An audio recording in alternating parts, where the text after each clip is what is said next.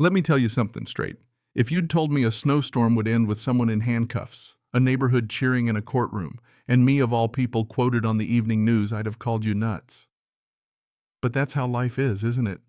Sometimes you're just trying to clear your driveway, and before you know it, you're fighting the kind of fight you only hear about in bad suburban sitcoms.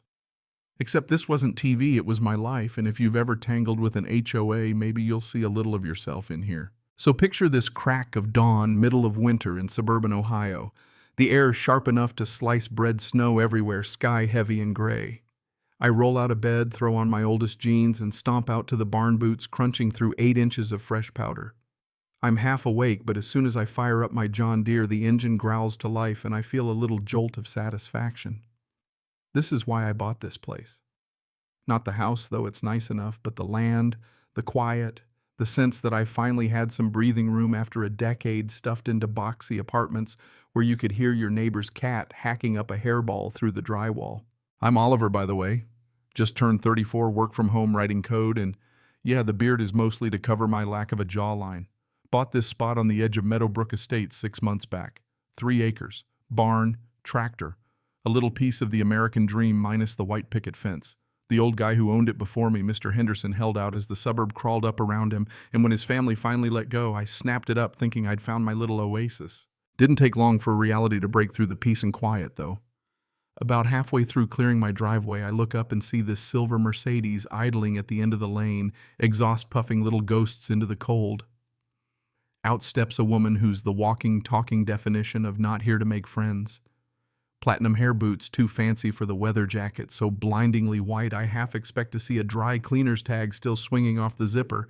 You know the type. If you've lived in a neighborhood, you know the type. She's coming up my driveway like she owns the place, arms flapping, face twisted into a scowl that could sour milk. I keep plowing, hoping she'll get the hint, but nope, she's yelling over the engine. "Excuse me, you need to stop this immediately." Sigh. Tractor and neutral, gloves off. Can I help you? She introduces herself, all stiff and official, Patricia Denore, president of the Meadowbrook Estates HOA. Like I'm supposed to be impressed or maybe terrified. She's quoting rules and bylaws, waving her phone around section this paragraph that telling me I can't use commercial equipment on my own property before 10 a.m. on weekends. It's 7:30. It's a Saturday. It's my tractor on my land and I haven't even finished my coffee yet. I try to keep my voice even. "Ma'am, this isn't a commercial vehicle. I'm just clearing my own driveway." She's not having it. Claims the previous owner got an exemption, but that died with him. Tells me to hire a professional snow service next time, like anyone's going to show up before the snow turns into an ice rink. She starts threatening me with fines, police liens. Says every day I don't comply will rack up hundreds more in penalties. I almost laugh, but the look on her face tells me she's dead serious. "Call the cops if you want," I say. "But you're wasting everyone's time." So she does. 20 minutes later, I'm shaking hands with Deputy Martinez. Young guy, seems reasonable. Doesn't look like he wants to be there any more than I do. He checks my deed, confirms the tractor's legal, walks around the property line with me. Patricia's hovering, arms crossed, demanding action. The deputy just shrugs. "Ma'am, this is a civil issue, not a criminal one. If you have a problem, take it to civil court. He's not breaking the law." The look Patricia shoots him, I swear if glares could freeze water, I'd never need to plow again. Now, most stories like this would end right here, right? Cops say I'm good. Lady storms off. Life goes back to normal. But Patricia, she doesn't quit. 3 days later, I get a certified letter official as all hell, claiming I owe $1,500 in fines, escalating every month I don't pay. Threatens a lien on my property. It would be funny if it wasn't so damn absurd. I do what anyone would do these days. I post about it online. Within hours, the story blows up. People are tagging news stations, sharing their own HOA nightmares, generally losing their minds. The local news crew shows up. They put me on camera with my tractor interview, the deputy. Get a few sound bites from Patricia in her pearls and blazer, talking about property values and community standards. Next thing I know, neighbors are knocking on my door. Turns out, I'm not the only one she's gone after. Roses planted without permission. That's a $300 fine. A swing set visible from the road. Citation: park your car in your own driveway instead of the garage. Write up. The stories are endless and they're all ridiculous. A week later, I get summoned to an HOA disciplinary hearing. Sounds dramatic, right? Like I've been called before a judge. Instead, it's Patricia and her board, 2 women, 2 men, all stiff as starched shirts, sitting at a long table in a room that smells faintly of burnt coffee. The script is already written. Patricia rattles off charges using commercial equipment, creating a nuisance, willful disregard of authority, damaging the HOA's reputation by talking to the news. I almost laugh out loud at that last one. She wants to fine me $3,000, ban me from using my tractor, threatens a restraining order if I don't comply. But I'm ready this time. I pull out the contract. I read every word when I bought the place. My property is zoned agricultural. The bylaws only mention business vehicles with advertising, nothing about farm equipment. I tell her calmly that she can't supersede county law. I mention the dozens of emails and messages I've gotten from other homeowners, all with their own horror stories. The room erupts. Neighbors start shouting, telling their own tales. Patricia bangs a gavel, threatens more fines. It's chaos. But for the first time, I realize I'm not alone. Then comes the twist. I've been keeping records.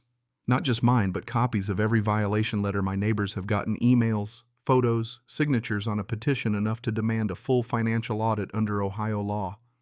I slap the folder down on the table and announce that 20% of homeowners are demanding to see the books. Patricia blanches.